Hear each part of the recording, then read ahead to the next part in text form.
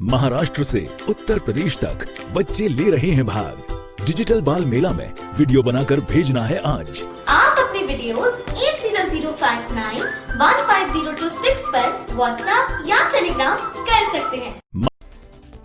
तो चलिए बुलेटिन में सबसे पहले बात करेंगे किसान आंदोलन की। नए कृषि कानूनों के मद्देनजर सरकार और प्रदर्शनकारी किसानों के बीच पांचवें दौर की बातचीत भी पूरी तरह से बेनतीजा निकली, जहां किसान संगठनों के नेता ये कृषि कानूनों को वापस ले जाने की मांग पर अड़े रहे और इस मुद्दे पर सरकार से हां या नहीं में जवाब की मांग करते हुए मौन व्रत पर चले गए।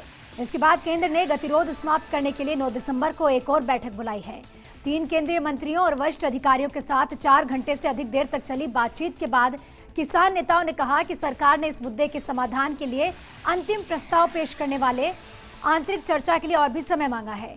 हालांकि केंद्रीय कृषि मंत्री नरेंद्र सिंह तोमर ने कहा कि सरकार बैठक में मौजूद 40 कृषक नेताओं से उनकी प्रमुख चिंताओं को ठोस सुझाव चाहती है। उन्होंने उम्मीद जताई है कि उनके सहयोग से समाधान निकाला जा सकेगा। किसानों ने 8 दिसंबर को भारत बंद की भी घोषणा कर दी और साथ ही ये भी चेतावनी दी है कि यदि सरकार उनकी मांगों को नहीं मानती तो आंदोलन में तेजी लाई जाएगी। दिल्ली और यूपी के बॉर्डर पर भी किसानों ने डेरा डाल रखा है और इसी के चलते बॉर्डर एरिया पर कई जगहों पर जाम के हालात बनते हुए भी दिखाई दिए। इसी बीच भारतीय किसान यूनियन के राष्ट्रीय प्रवक्ता राकेश सिंह टिकैत ने मीडिया से खासतौर पर बातचीत की और सरकार पर किसानों के आंदोलन को टालने का भी आरोप लगाया गया और साथ ही ये भी कहा कि सरकार हमारे आंदोलन को कमजोर समझ रही है। वहीं कांग्रेस ने किसानों के भारत बंद का समर्थन किया है। कांग्रेस प्रवक्ता पवन खेड़ा ने कहा कि 8 दिसंबर को किसानों के भारत बंद को हम सफल बनाएंगे और देश भर में कांग्रेस प्रदर्शन करेगी। इसी सिलसिले में सीएम अशोक गहलोत ने आज शाम 7 बजे एक अहम बैठक बुलाई है।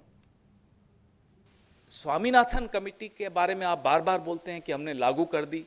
पूछिए ना कौन सा फॉर्मूला लागू किया। किसान उससे व्यथित हैं और अब आपने एपीएमसी और एमएसपी पर बहुत बड़ा एक संकट ले आए जिससे किसान क्रोधित हुए हैं। सीधे सीधे आपने एपीएमसी व्यवस्था पर चोट की है जिसके चलते आपने एमएसपी पर भी चोट की है।